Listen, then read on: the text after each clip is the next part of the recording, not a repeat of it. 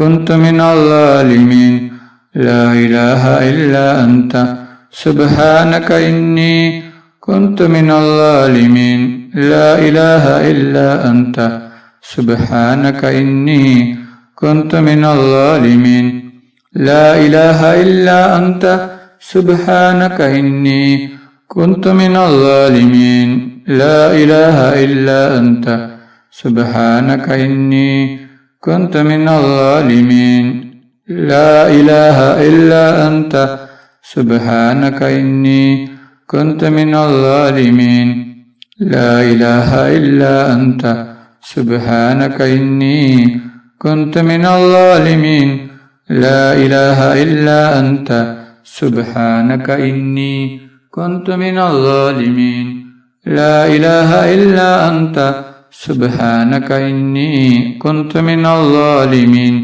لا إله إلا أنت سبحانك إني كنت من الظالمين لا إله إلا أنت سبحانك إني كنت من الظالمين لا إله إلا أنت سبحانك إني كنت من الظالمين لا إله إلا أنت سبحانك إني كنت من الظالمين لا إله إلا أنت سبحانك إني كنت من الظالمين لا إله إلا أنت سبحانك إني كنت من الظالمين لا إله إلا أنت سبحانك إني كنت من الظالمين لا إله إلا أنت سبحانك إني كنت من الظالمين لا إله إلا أنت سبحانك إني كنت من الظالمين لا إله إلا أنت سبحانك إني كنت من الظالمين لا إله إلا أنت سبحانك إني كنت من الظالمين لا إله إلا أنت سبحانك إني كنت من الظالمين لا إله إلا أنت سبحانك إني كنت من الظالمين لا إله إلا أنت سبحانك إني كنت من الظالمين لا إله إلا أنت سبحانك إني كنت من الظالمين لا إله إلا أنت سبحانك إني كنت من الظالمين لا إله إلا أنت سبحانك إني كنت من الظالمين لا إله إلا أنت سبحانك إني كنت من الظالمين لا إله إلا أنت سبحانك إني كنت من الظالمين لا إله إلا أنت سبحانك إني كنت من الظالمين لا إله إلا أنت سبحانك إني كنت من الظالمين لا إله إلا أنت سبحانك إني كنت من الظالمين لا إله إلا أنت سبحانك إني كنت من الظالمين لا إله إلا أنت سبحانك إني كنت من الظالمين لا إله إلا أنت سبحانك إني كنت من الظالمين لا إله إلا أنت سبحانك إني